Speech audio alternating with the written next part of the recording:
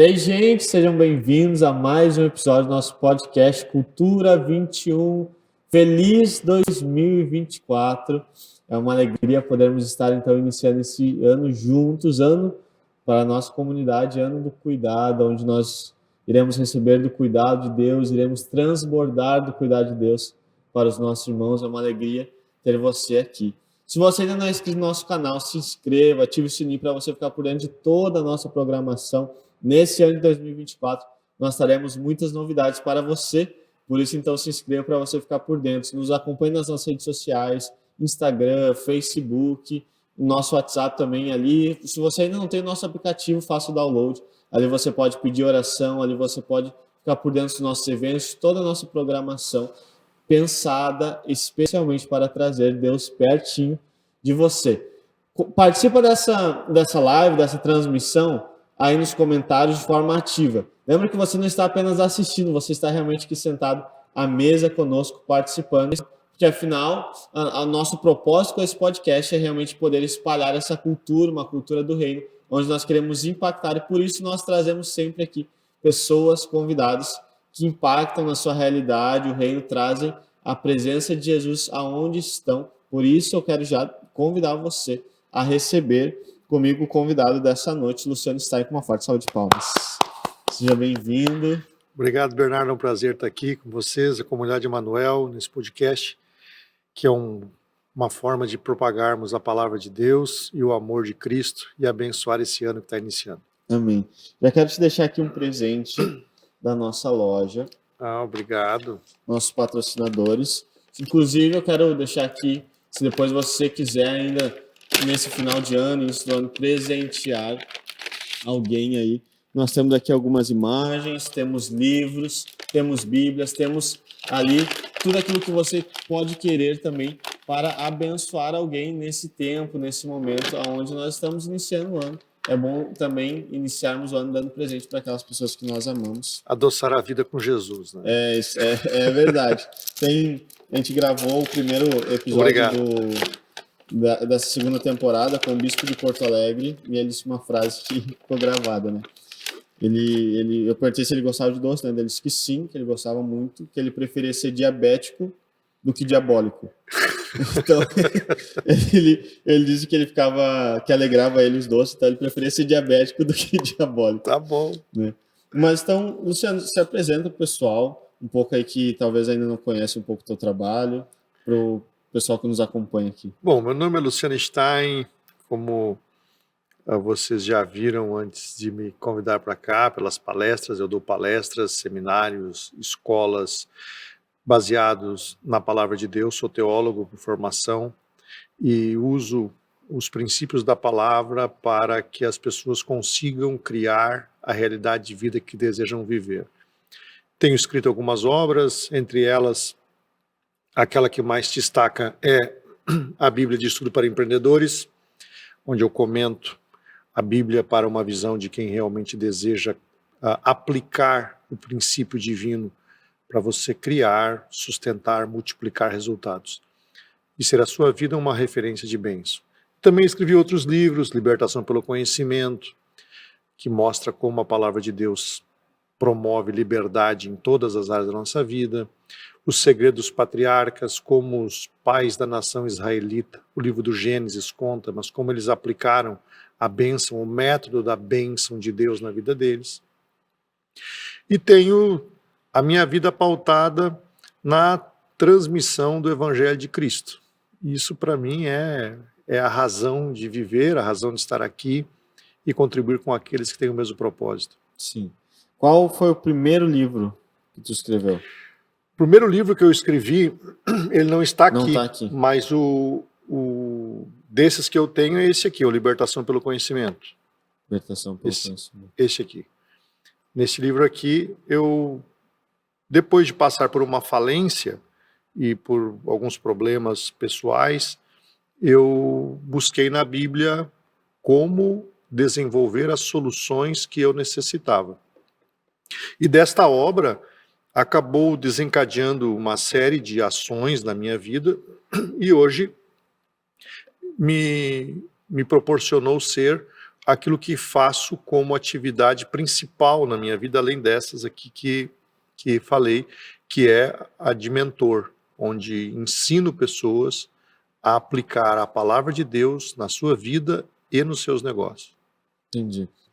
E como que tu entrou nesse universo da teologia, do empreendedorismo? Conta um pouquinho pra gente como é que começou tudo isso, como que a gente sabe que existe um longo percurso, né? Hoje a gente vê grandes obras, conhece um pouco do teu trabalho, mas a gente sabe que tudo tem um começo e um longo percurso até a gente chegar ao momento de hoje, né? Bom, isso começou em casa. Meus pais praticamente me alfabetizaram na Bíblia. Uhum.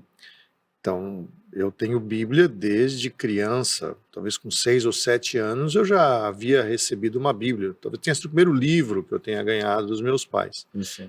E o meu pai sempre me puxou muito para eu memorizar textos bíblicos e as histórias da Bíblia, e não podia errar essas histórias, não podia trocar nome de personagem e nem dizer textos errados, tem que ser fiel ao que estava escrito. E dali em diante, o crescimento na palavra, ele foi uma constante. Eu sempre amei muito ler, desde cedo, meus pais me incentivaram também em outras leituras, o que me fez buscar cada vez mais o conhecimento, e vendo a ciência tão maravilhosa que nós temos disponibilizadas hoje, que tudo tem uma origem na Bíblia. Tanto é que em algumas palestras que dou, alguns públicos, aquele público que não é reconhecidamente vinculado a alguma prática cristã, eu costumo fazer desafios, me falem qualquer fórmula de sucesso, qualquer teoria ou qualquer fundamento científico que realmente possa ser provado, não apenas uma teoria, que eu dou a base bíblica para aquilo que está sendo dito. A Bíblia tem prova para tudo. Jó fala no peso do vento, que a terra no seu centro é um núcleo de fogo.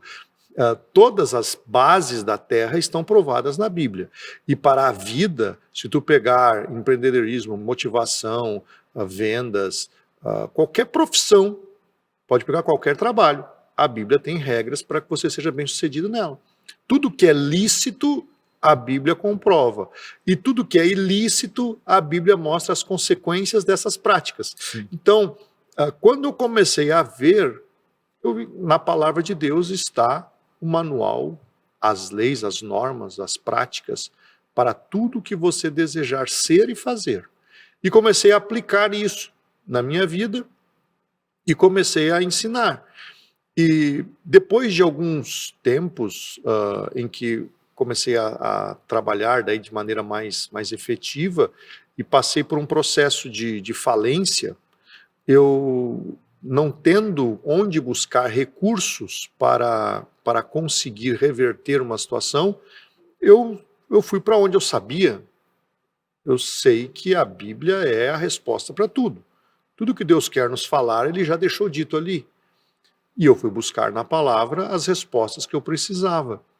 E quando eu fui... Então, tu entras primeiro no mundo do empreendedorismo, para depois vir a questão da teologia. Não, primeiro na teologia. Primeiro teologia. Primeiro na teologia, mas só que quando tu tem uma formação basicamente religiosa, cristã, o que acontece? Existe uma cultura em que parece não poder andar junto.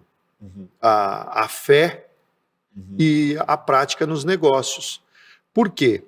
Porque existe uma ideia de que o mundo dos negócios é um mundo hostil e que para você ser bem-sucedido nos negócios, por vezes precisa fazer algumas coisas que a prática da nossa fé reprova.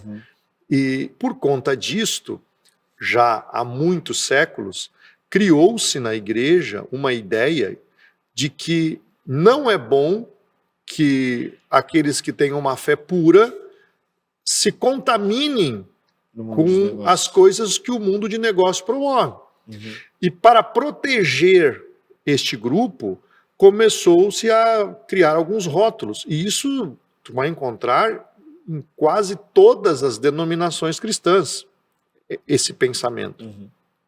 Começou-se a criar uma forma de blindar este grupo, dizendo, olha, quem vai para esse mundo peca, não vai para o céu, se torna escravo de Satanás, porque vai servir ao dinheiro, vai colocar o dinheiro em primeiro lugar, e começam aí a distorcer alguns textos na Bíblia, como por exemplo de 1 Timóteo 6,10, quando Paulo, ensinando o seu discípulo, diz assim que o amor ao dinheiro é a raiz de todos os males. Aí se subtrai o amor e fica se dizendo só que a Bíblia diz que o dinheiro é a raiz de todos os males. Sim. Então, tu vai observando ao longo da história que para proteger um grupo de fiéis, para que não se contaminem com o mundo dos negócios, se criou uma doutrina de que isso vale para todos.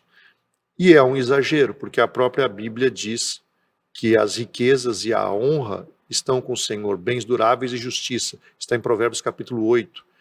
E uma das promessas de Deus na Bíblia é dar vida e vida em abundância. Jesus disse isso lá em João 10,10, que o ladrão não vem senão para roubar, matar e destruir, mas eu vim para que tenham vida e a tenham em abundância.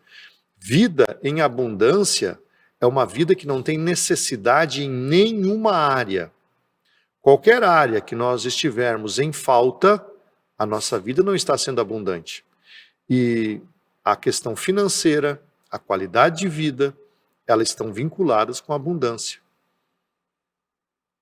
E então tu começas e nesse momento de falência, ali tu diz, tu vai então buscar na palavra de Deus aquilo que tu perceber que tu não tinha resposta. Isso, e aí eu observei algumas coisas, como por exemplo, a Bíblia já começa com uma massa falida. No princípio criou Deus os céus e a terra, ponto. Mas a terra era sem forma e vazia, havia trevas sobre a face do abismo, e o Espírito de Deus pairava sobre a face das águas. Ou seja, uma inundação total, uma escuridão total, uma falência completa, sem nada. Né? E aí disse Deus, haja luz. E eu observei que vários negócios de Deus quebraram. Deus fechou vários negócios. Por exemplo, o Éden. O Éden foi um grande investimento que Deus fez depois de ter visto que tudo era bom. Mas quando ele viu que o CEO que ele colocou lá não correspondeu e a gerente operacional ela não fez o que deveria ter feito, o que ele fez? Deu uma justa causa para os dois, colocou 2 querubins lá e fechou a operação. Não tem? O que ele fez com isso? Ele salvou a árvore da vida. Tu vai encontrar a árvore da vida que ele bloqueou o acesso de Adão e Eva para ela, lá no Gênesis, tu vai encontrar ela em Apocalipse, para que aqueles que chegarem lá possam comer da árvore da vida. Então, esse é o primeiro caso. Tá ali já, Gênesis o capítulo 1 e o capítulo 3 já mostra que começou com uma massa falida e já fechou logo um negócio. Sim. E tu começa a ver várias outras operações. A Arca de Noé, por exemplo. O que Deus fez? É outra falência. Deus fechou completamente a operação e salvou os referenciais para que o negócio fosse reiniciado. Então nós temos na Bíblia, nos primeiros 6 capítulos da Bíblia, nós já temos 3 histórias de falência. E também como Deus resgata valores. E antes disso ele está tirando Enoque, porque não quis que Enoque ficasse com uma geração corrompida. O capítulo 5 de Gênesis diz, Enoque andou com Deus e não se viu mais, porquanto Deus para si o tomou. Ele tirou Enoque da terra, como já um tipo daquilo que seria o arrebatamento. Depois tem Elias. Todos esses princípios estão ali. Deus mostra como ele recomeça. Como ele faz de novo, como Deus seleciona, porque aí ele foi escolher alguém. Depois do dilúvio, a operação se perdeu de novo. Ele diz, mas eu não vou destruir, eu prometi que não iria mais destruir a terra com água. Então eu vou recomeçar um processo. E Deus ressignificou, ele não procurou mais agora formar um povo como ele tinha feito com Adão e com Noé. que eram exclusivos na terra, daí se tornaram exclusivos na terra, não tinham outras pessoas, era aquela família com Noé e Adão e Eva no começo. Ele disse, não, eu vou pegar um do meio de todos, e começou com Abraão. E aí vem toda a história com Isaac, com Jacó, com o povo de Israel, até que Jesus venha novamente, e aí é o segundo Adão, né, o novo homem, que vai formar daí uma nova linhagem, mas é uma linhagem espiritual. Então, todo um processo que Deus desenvolve, mostrando como ele empreende. Deus não desistiu da terra, porque na terra haviam pessoas que não promoveram para ele o resultado que ele queria. E hoje, quantas pessoas desistem de relacionamentos porque tiveram um que foi fracassado? Quantas pessoas desistem de empreender porque passaram por uma falência ou ficaram com dívidas? Quantas pessoas desistem de congregar porque tiveram algum problema com alguém da igreja, ou porque não foram atendidas numa prece que fizeram? Elas simplesmente desistem. Deus não faz isso. Se Deus fizesse isso, já havia encerrado lá com Adão e Eva. Lá no começo. Lá nós nem estávamos aqui. Mas o modelo divino de reconstrução. E quando eu comecei a buscar na Bíblia, não apenas como um livro, como eu fui ensinado, que era um livro que fortalecia a minha fé.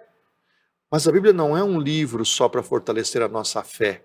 A Bíblia é um livro que nos ensina a viver, nos ensina a trabalhar, nos ensina a conviver, nos ensina a administrar, a multiplicar resultados. Se você ficar olhando para a Bíblia só como um livro religioso, você está diminuindo muito o potencial dela. E quando eu entendi isso, eu ressignifiquei a vida, vivi muito mais a minha fé e consegui mudar uma realidade que para mim era caótica. E como que foi esse momento assim para ti? Porque talvez para algumas pessoas que estão escutando a gente agora é estranho e para alguns talvez até um pouco ofensivos algumas coisas que nós falamos no sentido de até talvez alguns termos, né, como tu disse ali, o CEO que Deus colocou, né? E é claro que nós entendemos que ele está dando alguns exemplos, mas como que foi isso para ti, sabe, esse entendimento novo, esse romper novo de entender que realmente, não, peraí, existe mais, não é, a minha visão está limitada, Deus tem mais para falar comigo através disso, porque talvez algumas das pessoas que hoje estão aqui com a gente não conseguem ver isso por uma questão de tradição, de cultura, de ensinamento, né? Tanto dentro da sua casa quanto na sua igreja, enfim. E como que a gente pode, então, como que foi isso para ti? Como que foi esse romper? Como que tu passou por esse processo? Foi fácil, foi difícil, né? Tanto no Evangelho de Marcos quanto no Evangelho de Mateus, Jesus está sendo questionado lá pelas pessoas que viviam por tradições religiosas. E Jesus disse assim para ele, porque estavam acusando Jesus de fazer coisas que eles não faziam e que eles não pensavam daquela maneira. Aliás, quando nós olhamos os evangelhos, Mateus, Marcos, Lucas e João, nós vamos ver que Jesus acabou sendo crucificado porque ele via a palavra de Deus de uma maneira diferente que as tradições estavam mostrando. Sim. E por isso quiseram matar Jesus, porque ele pensava diferente. E aquele grupo que o seguiu, que se tornou uma multidão, mas depois com a perseguição, com a crucificação, ficou o grupo dos discípulos e as mulheres. Aquele grupo se multiplicou e se tornou a igreja como é hoje, porque ousou viver a fé que Cristo ensinou, que Cristo deixou. E Jesus, quando é acusado de quebrar a tradição, de fazer as coisas diferentes, como eles haviam sido ensinados, Jesus diz para eles assim: mas vocês também violam o mandamento por causa da vossa tradição. Por que vocês estão me acusando? Porque quando a Bíblia diz honrará teu pai e tua mãe, e vocês falam que isso é corbã. O que era o corbã? O corbã era uma previdência privada que o templo havia criado. Então, naquela época, não havia os cuidados, os recursos que nós podemos dar para os nossos idosos. Não havia cadeira de rodas, não havia leito para lavar, para tomar banho. Quando uma pessoa não conseguia mais caminhar, nem cadeira de madeira mesmo era comum. Geralmente os móveis eram em pedra. Era muito difícil e dolorosa isso. E quando a pessoa precisava ser transportada, era em macas. E naquelas ruas estreitas, você transportar alguém em maca era algo muito difícil. E o que o templo havia criado? O Corban, que era uma previdência privada. Dizia assim, olha, tu paga isso no templo e quando teus pais precisarem de recurso, o templo assume isso para você. Uhum. E quando os pais entravam em necessidade e chamavam os filhos diziam, eu já dei como oferta ao Senhor, o Corban já entreguei lá como oferta do templo. Agora é o templo que cuida de ti, pede para o templo, só que o templo não cuidava. Uhum.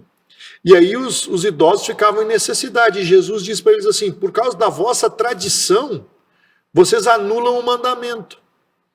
O que Jesus ensina ali? Isso está é Marcos 7. Jesus ensina que tradições anulam mandamentos na mentalidade e na prática de fé das pessoas. E quando eu contei aqui que para proteger um grupo de fiéis, para não se contaminarem com a hostilidade do mundo dos negócios, acabou se criando, botei entre aspas ainda, uma doutrina dizendo que isso aqui é pecado, é basicamente uma tradição que se cria. Essa tradição pode ser familiar, a família quer proteger os seus filhos para que os filhos não se corrompam com isso, então é melhor ganhar um salário modesto e trabalhar do que se corromper com isso, ou daqui a pouco sofrer um risco de ser sequestrado, assaltado, morto por causa de dinheiro. Então leva uma vida modesta, mas assim tu vai sobreviver. Se cria uma tradição, e para que uma tradição seja criada, você tem que fortalecer e blindar ela com conceitos. Sim. E esses conceitos têm que estar apoiados em uma verdade que tu reconheça. E a palavra de Deus, a igreja, são verdades que nós reconhecemos. E quando você vincula essas práticas a essas verdades, você cria uma tradição. Então Jesus, ele nos ensina a não colocar as tradições acima do mandamento. Eu não posso anular um mandamento. Então eu tenho que entender que a corrupção, o pecado, ele vai entrar em qualquer lugar onde tem o gênero humano. Aliás, ele entrou no céu, né? E Lúcifer teve que ser expulso de lá. Então, não é um ambiente, por mais santo que seja um homem ou uma mulher de Deus, no entorno dele irão surgir pessoas que vão ter práticas desregradas. Então, no negócio também, por mais honesto que alguém seja, irão estar no meio dessa pessoa, no entorno dessa pessoa, aqueles que vão ter práticas desregradas. A questão é, tanto no seio da igreja quanto no mundo dos negócios, eu vou ter oportunidade de ser luz ou de ser trevas.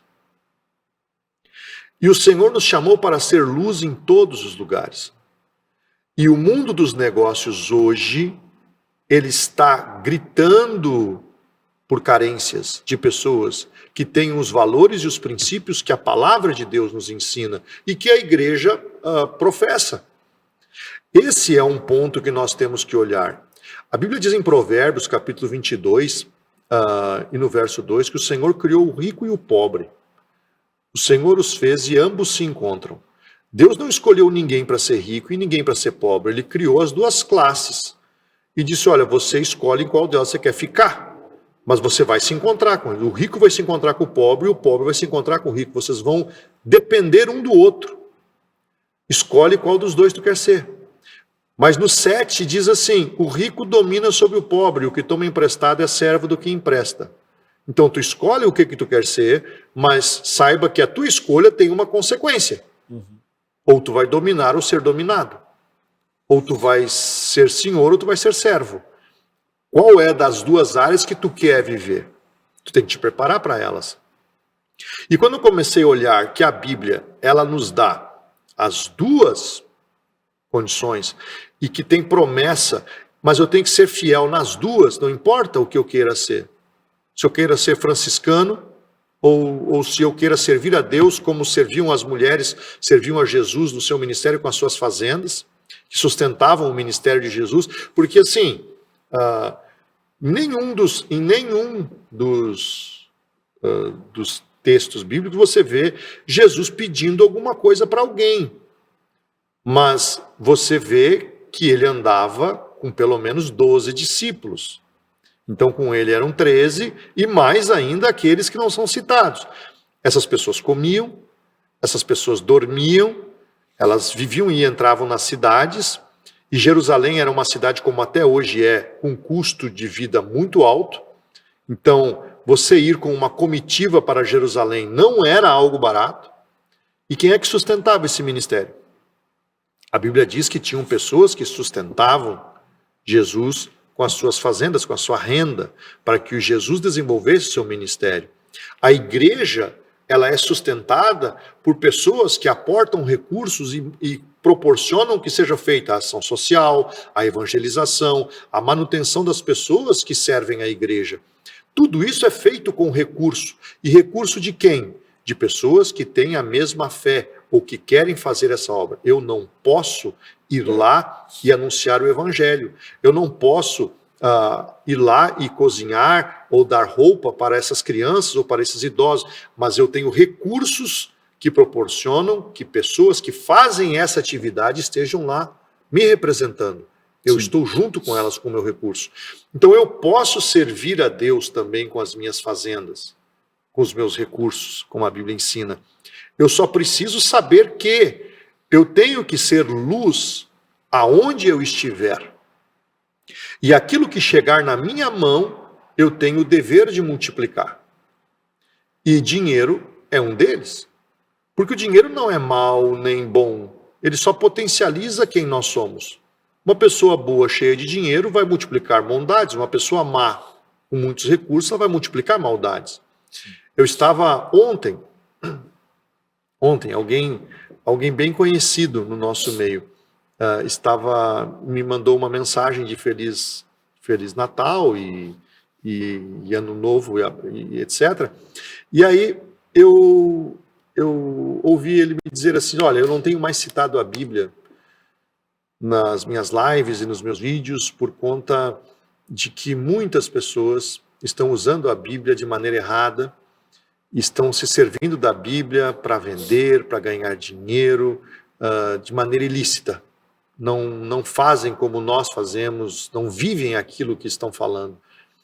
E eu respondi para ele assim, olha, já disse Martin Luther King, o que me preocupa não é o grito dos maus, mas o silêncio dos bons. E se nós nos calarmos, as pessoas que estão procurando a palavra de Deus, elas vão ter a referência somente daqueles que não vivem ela, que são lobos que querem devorá-las. Mas se nós falarmos a palavra de Deus por vivermos ela, as pessoas que nos ouvirem falar da palavra, elas irão se conectar conosco, porque Deus dá a autoridade da palavra para quem vive a palavra, e não para quem cita ela. Quando nós vivemos a palavra de Deus, a autoridade dela está em nós. E quando nós falamos ela penetra nas pessoas e promove a transformação. Mas quando nós não vivermos a palavra de Deus, podemos recitar textos bíblicos que serão apenas ideias lançadas ao ar, que não têm poder de penetração no coração das pessoas. E aqueles que seguirem são pessoas que não sabem o que estão fazendo e estão buscando Deus por interesse. Então, nós não podemos nos calar. E nós temos que anunciar a palavra de Deus e as pessoas devem se posicionar como elas querem. Mas entenda que mesmo na pobreza e numa prática de fé franciscana, você vai ter pessoas que vão estar lá por outras intenções e você vai ter que aprender a conviver com isso. Assim como no mundo mais perverso do negócio, você vai encontrar pessoas que lá vão ser luz para alcançar aqueles que estão em trevas. E sabe que foi bom que tu falou ali sobre a questão franciscana, né? E eu queria entrar um pouco nisso no sentido de que quando nós falamos de negócio, de empreendedorismo, de uma vida abundante, num primeiro momento, e talvez algumas pessoas até hoje ainda estão nesse primeiro momento, né, de achar que nós estamos apenas falando de dinheiro, de valor monetário, né?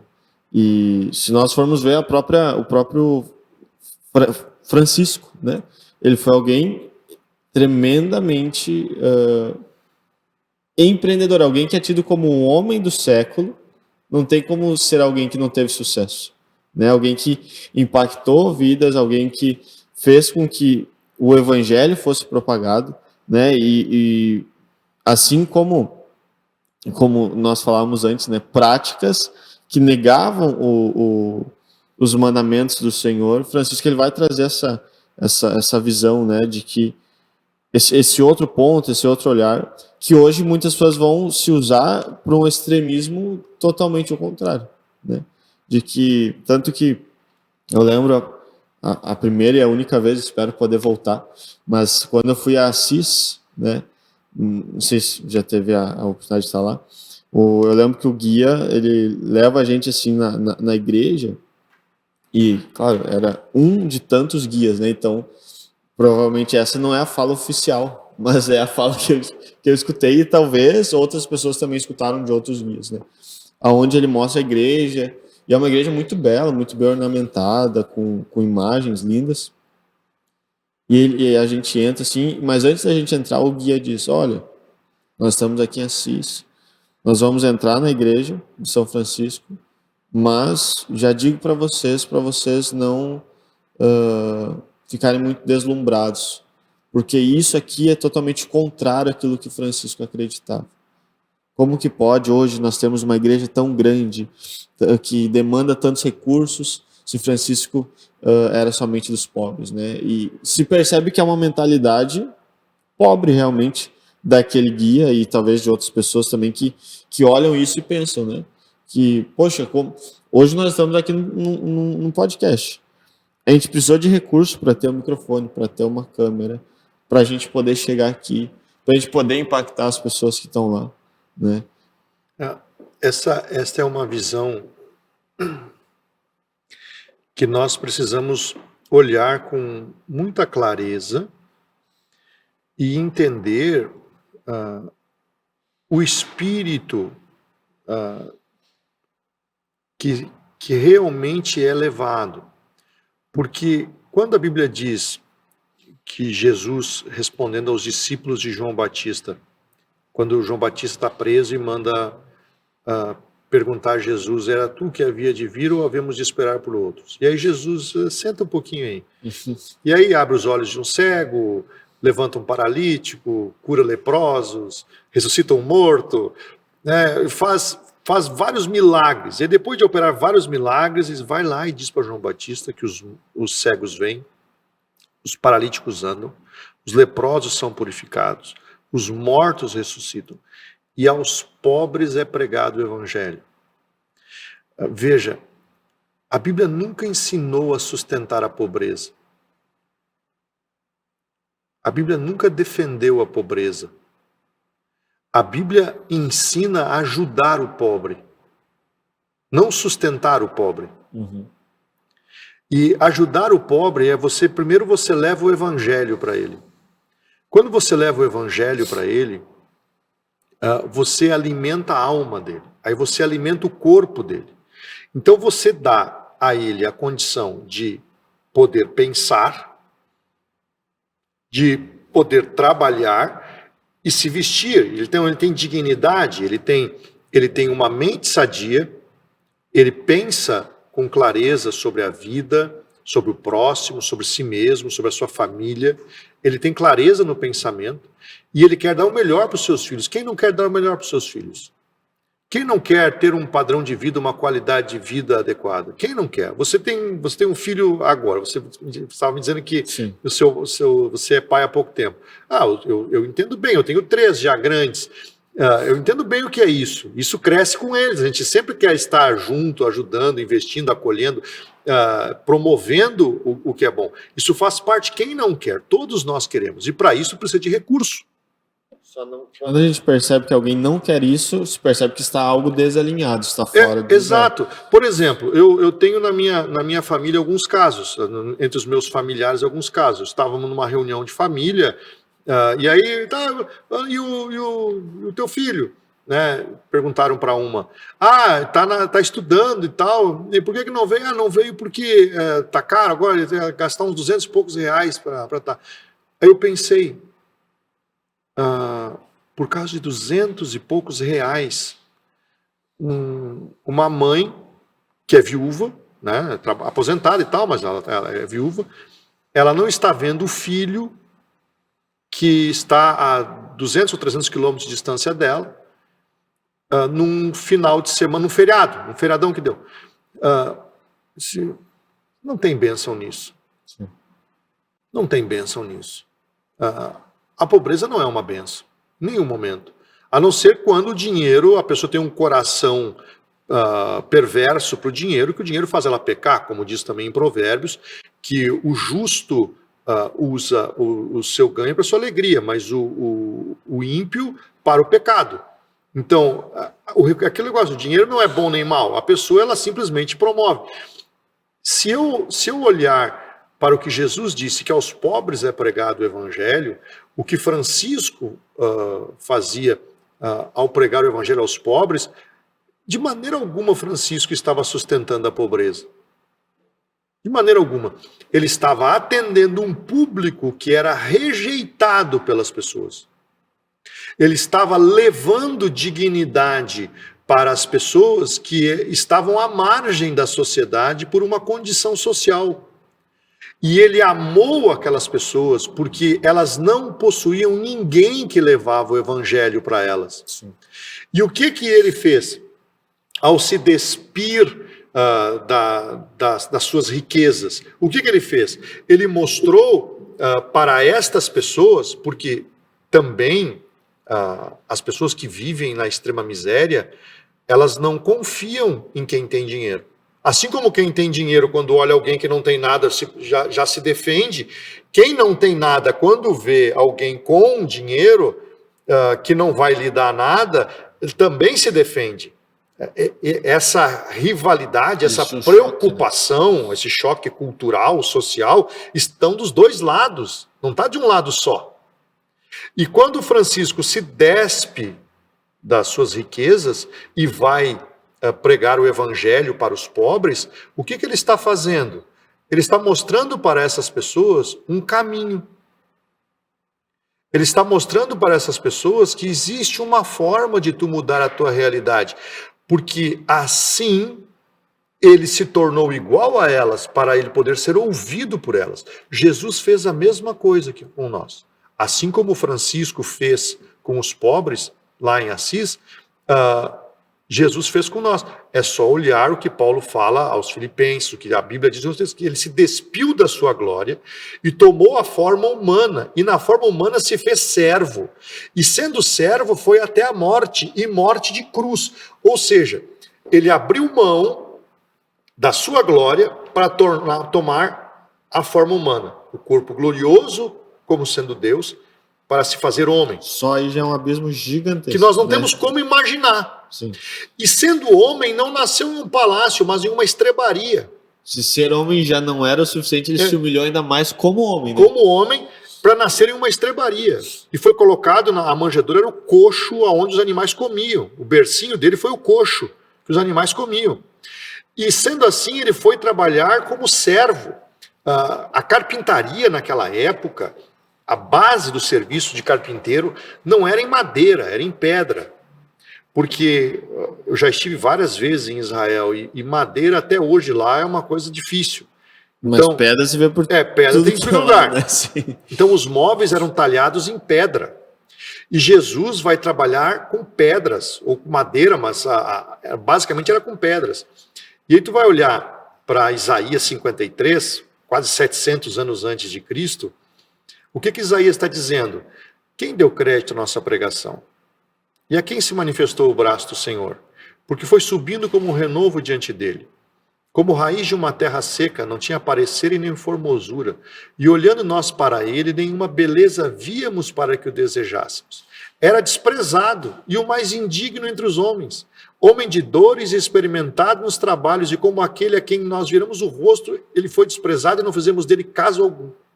Mas verdadeiramente ele foi ferido pelas nossas transgressões e moído pelas nossas iniquidades. O castigo que nos traz a paz estava sobre ele, e pelas suas pisaduras fomos sarados.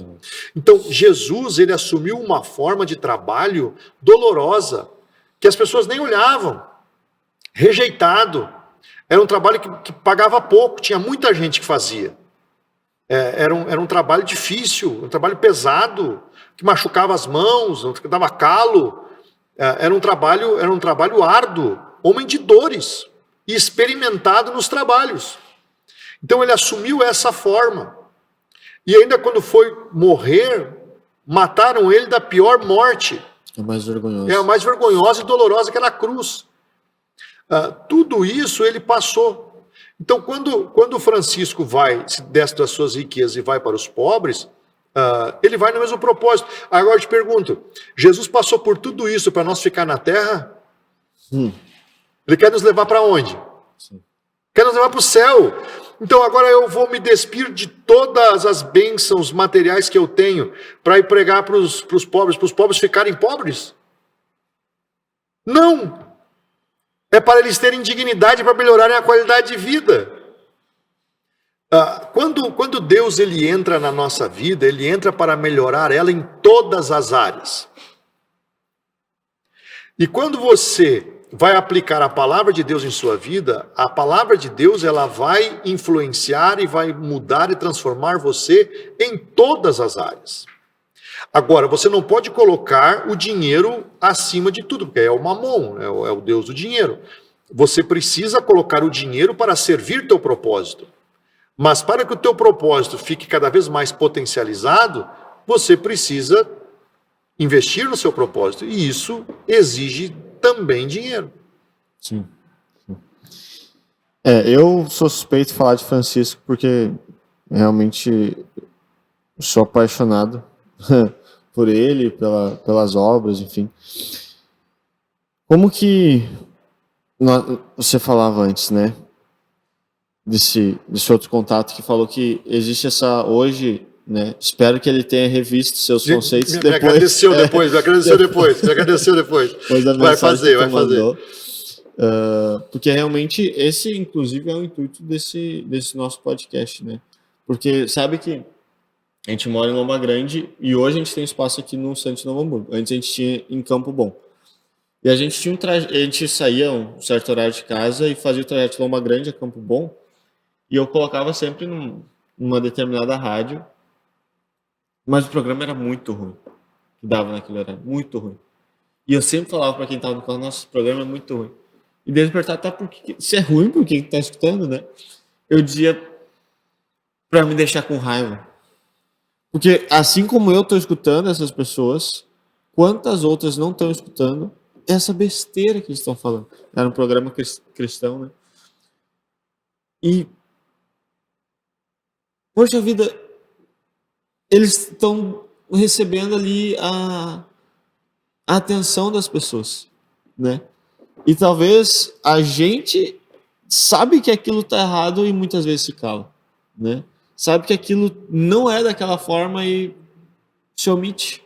Enquanto tantas outras pessoas, com muito menos, com quase nada, estão ganhando dinheiro, estão faturando, estão propagando uma mensagem que é mentirosa, né? Então, como que nós podemos também, nesse início de ano, que acho que eu me arriscaria a dizer que é o momento onde mais nós vamos encontrar esses falsos gurus, né? Tenha um 2024 diferente, tem não sei o quê.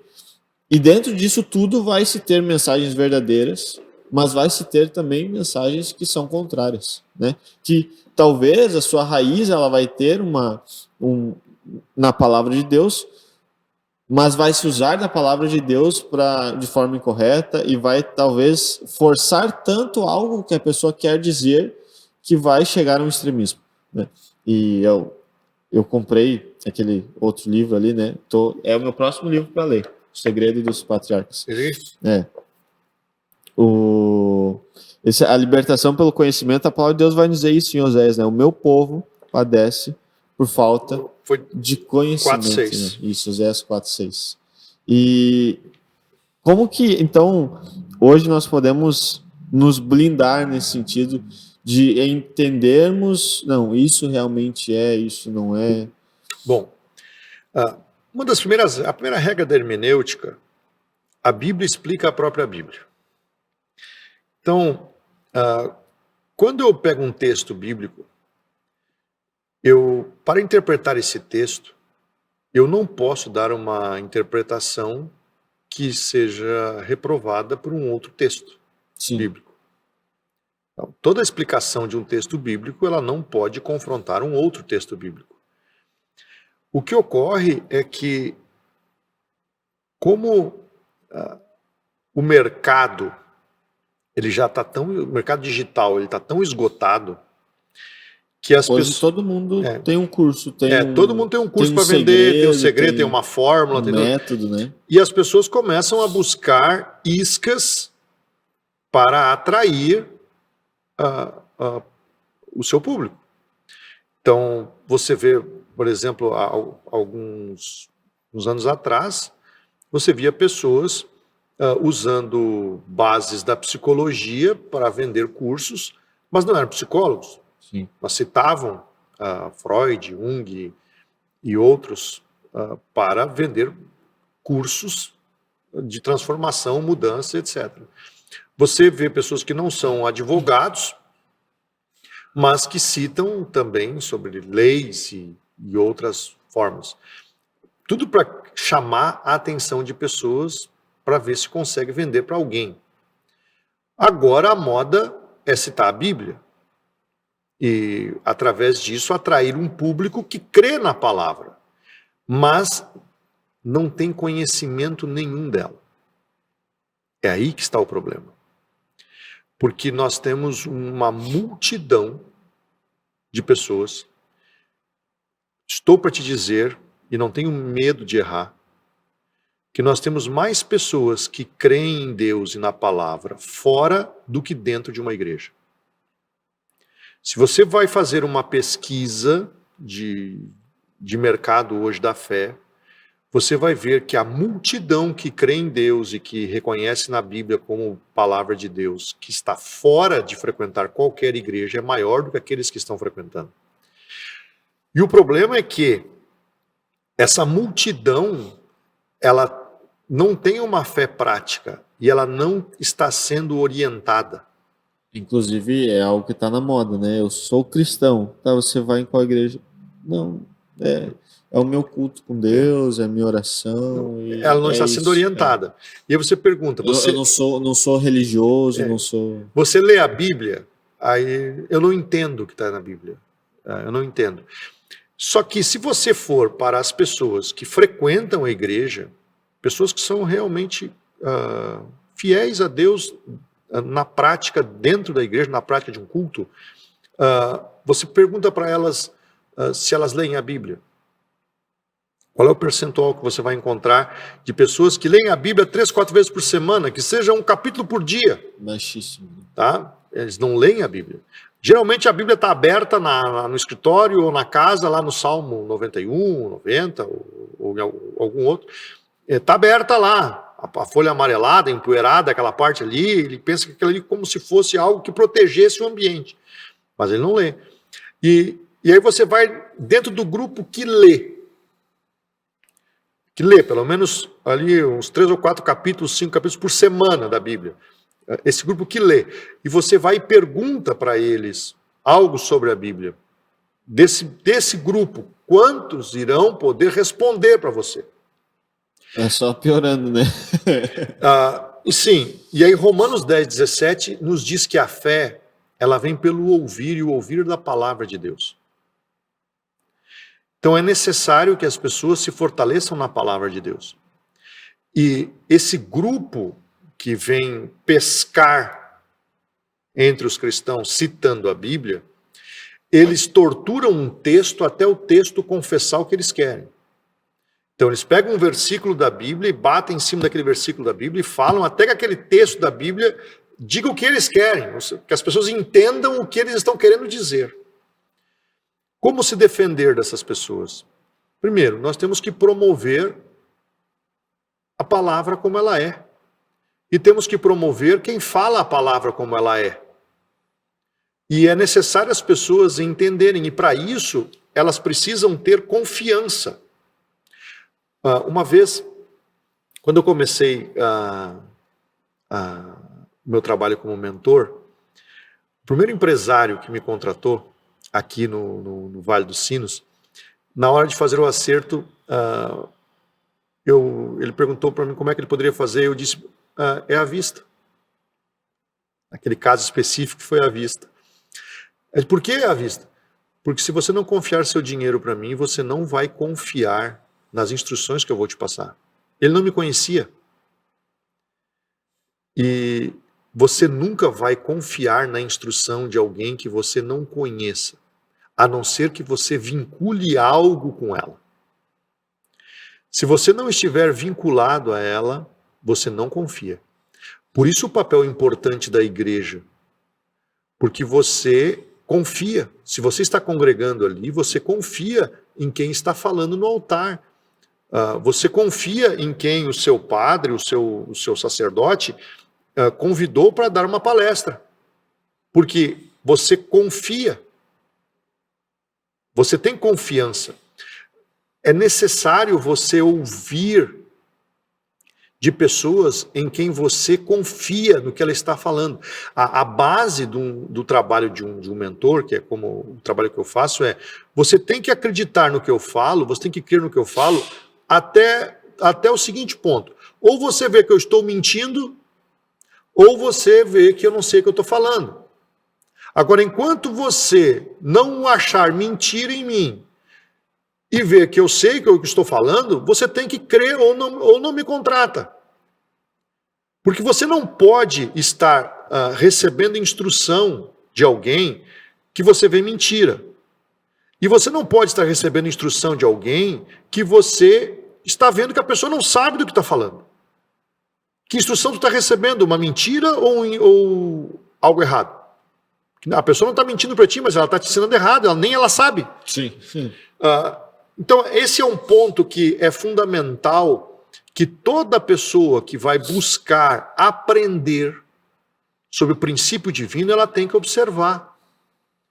Ela tem que gerar confiança. Se ela não tiver o vínculo da confiança, ela não vai aprender. E por que ela confia numa pessoa que está vendendo algo errado para ela, citando a Bíblia? Porque ela pagou. Então, ela compra, a partir do momento que ela comprou, ela gerou um vínculo de confiança, porque ela botou o dinheiro dela naquilo. E às vezes a pessoa coloca recursos que ela nem tem. Ela parcela, ela abre mão de um passeio, Na esperança de uma promessa, da compra de um eletrodoméstico, para investir na promessa, para melhorar a qualidade de vida, para poder fazer mais passeios e ter melhores eletrodomésticos. Então ela investe nela. Quando ela faz isso, ela gerou um vínculo de confiança com quem está vendendo. Mas antes de fazer essa compra, a pessoa precisa ver. Essa pessoa realmente sabe o que está falando, porque ela está me vendendo o que mesmo? Ela não está me vendendo um curso de corte e costura, o tricô e crochê, ou como vender, ou como... Ela tá, porque isso eu consigo ver claramente pelo que ela faz ali. Mas ela está me vendendo conhecimento bíblico. E será que realmente esse conhecimento é da prática dela? Ela domina? Porque é o que o mercado está fazendo. A bola da vez é citar a Bíblia para vender alguma coisa. Hoje, todo mundo que entra no mundo dos negócios, não sei se são, né? Mas pelo menos se dizem cristãos. Né? De fato, muitos empreendedores de sucesso, ou nas empresas, ou no marketing digital, têm práticas cristãs.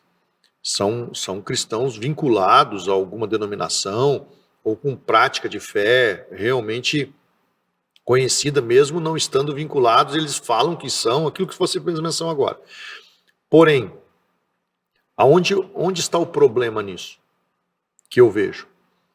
Eu vejo que essas pessoas, elas se utilizam da plataforma do sucesso nos negócios para transmitir que tem sucesso no conhecimento espiritual. E fica muito clara a fragilidade deles no conhecimento das Escrituras ou no ensino de uma prática de fé. Porque, uma vez, eu vou te dar um exemplo que eu gosto de citar para se entender. Eu assisti um profissional em uma igreja, eu fui convidado para uma palestra numa igreja, e que ele era um sacerdote religioso de uma denominação do norte do país. E veio aqui, e ele estava concluindo um doutorado numa das faculdades aqui do Vale. E ele ficou congregando nessa igreja durante um tempo em que fez o doutorado dele aqui. E eu tenho uma irmã que é professora e gosta muito dessa área, e ouviu ele e se encantou, ouvindo ele fazendo uma ministração das Escrituras. E aí eu disse, eu não gosto de ouvir ele. Aí ela, por que não? Porque ele fala muita coisa errada. Ele troca nome de personagens, ele troca nome de interpretações de textos. Coisas básicas, as né? Coisas básicas, as coisas básicas. É uma questão profunda. Isso, né? Não, o básico, o pacote operacional básico, ele troca. Além disso, ele quando faz alguma defesa do pensamento de um texto bíblico que ele cita, eu consigo refutar com outros textos bíblicos a interpretação dele com muita facilidade, o que mostra que ele não conhece a Bíblia. Aí ela me disse, mas ele é um doutor. Doutor em que área mesmo? Ele é doutor numa área de ciências humanas. E está usando essa plataforma de doutorado dele em ciências humanas para as pessoas pensar que ele é doutor em Bíblia. Agora, não é porque ele é doutor em uma área que ele é doutor em todas, né? Não é pelo fato de eu estudar e conhecer a palavra de Deus que eu agora posso falar sobre medicina. Sim. Meu conhecimento de medicina entra naquela coisa que de médico, de louco, todo mundo tem um pouco, tá? mas assim, eu não posso falar sobre medicina. Eu não sou médico. Entende? Agora eu vou falar num congresso para médicos só se eu for falar da minha área. Aí eu posso falar para eles, mas eu vou querer ensinar eles sobre uma angioplastia. Sim. Então, aí ela me disse assim, mas então, como é que ele fala isso? Você pergunta, como é que nasce uma heresia? A heresia não nasce de um leigo. Toda heresia que se instaurou na igreja ao longo da história, ela partiu de alguém que era reconhecidamente uma autoridade, ou num cargo eclesiástico que ocupava, ou em uma formação secular, que veio se aportar na igreja. E aí surgiram as heresias. Talvez até outras pessoas, assim, mais leigas, tentaram fazer alguma coisa, mas ninguém dá voz, porque... Não tem confiança. Não gera confiança. Talvez as pessoas até, não nesse caso, né, mas talvez alguém até estava falando alguma coisa que era verdade, mas as pessoas olhavam, tipo, quem é que está falando? Talvez aquele que não tinha reconhecimento nenhum estava falando a verdade, aquele que tinha não, mas foram... Por quê? Porque o cargo ou a titulação gera confiança. Se dá autoridade naquilo. Exato. A pessoa é doutor. Ele é clérigo, ou ele tem uma posição social, um cargo, uma formação acadêmica que gera na pessoa um entendimento de autoridade. Então ela confia. E aí segue. Esse é um risco que nós corremos. E não é de hoje. Esse problema ele está na igreja desde o tempo dos apóstolos. Quando os apóstolos começam a combater os que vinham, os judaizantes, que chegavam lá querendo tornar os cristãos subordinados, mais um partido religioso do judaísmo, eles chegavam lá dizendo que nós somos de Jerusalém, nós frequentamos o templo, nós fomos formados na escola de rabinos. Então, eles chegavam, nós somos fariseus, nós somos do grupo dos saduceus e somos judeus. Então, os cristãos gentios olhavam aquilo e viam, nossa, ele veio de Jerusalém, ele sabe ler as escrituras na língua original. E aí começaram a inserir no cristianismo as práticas que o apóstolo Paulo, e o apóstolo Pedro, e o concílio de Jerusalém, do capítulo 15 de Atos dos Apóstolos, reprovou para os gentios, ordenou que ficasse só entre os cristãos judeus, mas não entre os cristãos gentios. Isso vem desde lá. Desde o início. Pessoas que chegavam na igreja e faziam isso. O apóstolo Paulo fala aos Gálatas, combatendo essa prática, e ele, na carta aos Gálatas, ele faz esses dois combates para você não se tornar servo de conhecimentos errados e nem se tornar servo profissionalmente. Se tu tiver condições de ser livre, aproveita a ocasião. Não seja escravo de ninguém em nenhum mar da sua vida. Nem no seu trabalho e nem na sua fé. Eu queria fazer ainda duas perguntas, né? Uma que talvez já está tão acostumado a responder, mas e que eu acredito que a gente já falou sobre isso, mas talvez para algumas pessoas que ainda não tiveram isso bem claro, né? Aonde no Evangelho Jesus vai falar, né? É mais fácil um camelo passar por um buraco de uma agulha do que um rico entrar no reino dos céus. Como que talvez aquela pessoa que usa isso como argumento, ou tem isso, tipo, como que pode, até baseado nisso que nós estávamos falando, né, a palavra ela não se contradiz, como que nós podemos então clarificar isso para as pessoas? Nós precisamos entender a realidade que as pessoas viviam quando Jesus disse isso. Naquela época, as cidades eram como um condomínio fechado hoje. Uma cidade ela era murada. Então, para ser reconhecida como cidade, tinha que ter muralhas que protegiam. Um local onde as pessoas viviam que não era cercado por muralhas era chamado de aldeia. Por isso você vê que a aldeia de Emaús, as aldeias, Jesus ia pelas aldeias, que eram lugares onde não tinham muralhas que cercavam.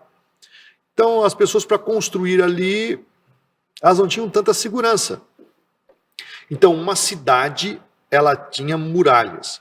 E muralhas altas. Até hoje, as muralhas que estão na cidade velha de Jerusalém, elas foram construídas em 1525, concluídas em 1525. O Brasil estava sendo descoberto e eles estavam construindo as muralhas lá em Jerusalém. As que estão lá hoje. Mas aquelas muralhas daquela época, que ainda estão lá, elas expressam um pouco do que era. Imagina assim, você mora dentro de uma cidade. Quando o sol começa a se pôr, as portas da cidade têm que ser fechadas. Porque você não tem radares para ver se os inimigos estão chegando. A segurança de quem mora dentro da cidade é saber que está aqui quem é daqui. Ou quem está aqui dentro. Escureceu, fecha as portas. Porque não faz sentido ficar com a porta aberta, senão não precisa murar. Porque muralhas vai ficar com os portões abertos da cidade. São vários portões da cidade. Então tocava a trombeta e as portas eram fechadas. Só que para fechar as portas, não é fechar a porta, vai ali e fecha. Não. As portas pesavam toneladas. Elas eram feitas ou com vários homens ou mesmo com tração animal para puxar as portas.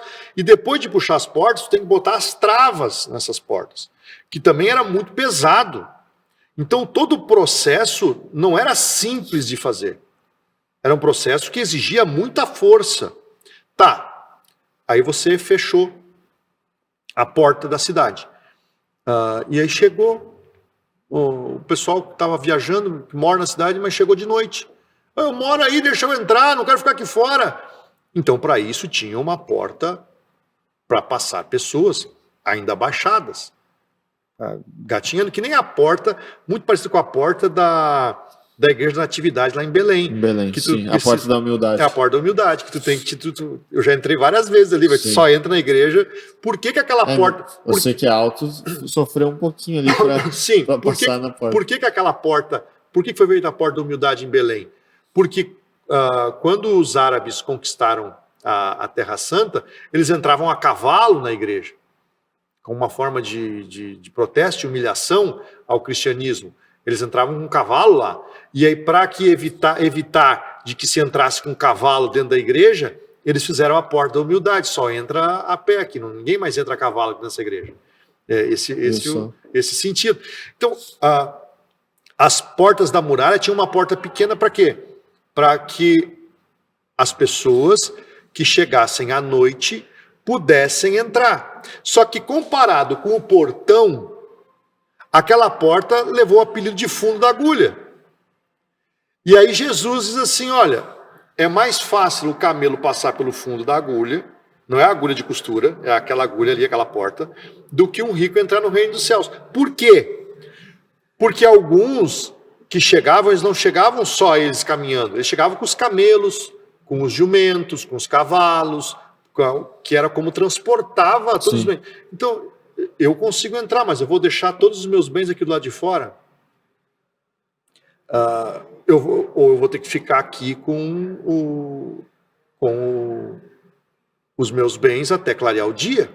Vou ter que ficar de vigia aqui até clarear o dia. Então, o que Jesus está ensinando ali? Diz, olha, tem um horário para fechar a porta. Tu sabe o horário, tu sabe o tempo. Se você não aproveitar o seu tempo, vai escurecer, a noite vai chegar e você vai ter que fazer uma escolha. Ou entra para se salvar, ou fica com os negócios dessa vida. Mas se você aproveitar a oportunidade, a porta está aberta. Qual é o grande princípio ali?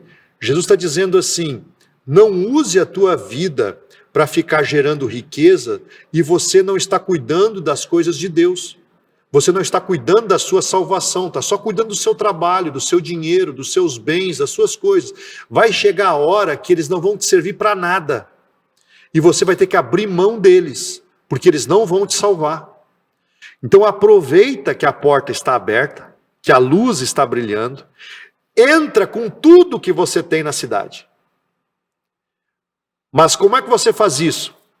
Aproveitando as oportunidades que você tem, servindo a Deus com o que você é, com o que você faz, levando o evangelho no seu trabalho, dedicando seu tempo para você fortalecer a sua fé, para você cultuar, para você meditar na palavra, para você fazer as suas orações, para você se envolver naquilo que é de Deus enquanto é tempo. Porque aqueles que não aproveitam o seu tempo para Deus, vai chegar a hora que tudo aquilo que ocupou o seu tempo ou larga de mão, ou eles se perdem juntos. Esse é o ensino. Mas, como tem esse abismo cultural e linguístico, as pessoas pegam como se Jesus tivesse dito assim, ou tu larga tuas riquezas, ou tu não entra no céu. Não é verdade. A Bíblia só tem uma pessoa que Jesus disse, vai, vende tudo que tem, e depois vem e segue-me. Foi para aquele jovem rico. Por quê? Porque Jesus viu que ele amava mais o dinheiro do que tudo. E Deus não aceita que nós amemos nada mais do que ele. Mas quando Nicodemos foi ter com Jesus, Jesus não disse isso para Nicodemos. Jesus não disse isso para Zaqueu.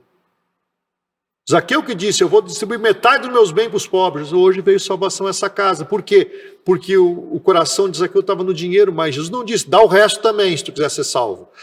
Não. Jesus não disse isso. Por que Jesus não disse isso para as mulheres que sustentavam o ministério dele com as suas fazendas, como nós citamos no início aqui? Por que ele disse só para um? Por que ele não mandou Pedro vender o barco quando Pedro começou a seguir ele? Porque a Bíblia diz que quando Jesus ia para Galileia, usava o barco de Pedro. Mas Pedro já era discípulo de Jesus, ele não era mais o pescador lá. Não, o negócio de Pedro continuava funcionando, o barco estava lá ainda.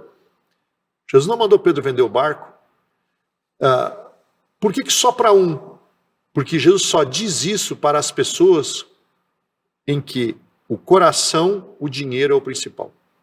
Se no teu coração o dinheiro não é o principal, Jesus não vai dizer isso para ti. Acho que agora ficou. Se ainda restavam dúvidas, acho que agora ficou mais claro para o pessoal. Estamos no início de ano, estamos iniciando 2024. Quais são os princípios, as dicas que tu poderia nos dar para que realmente nós pudéssemos, nesse ano, encontrar o sucesso que Deus espera, né?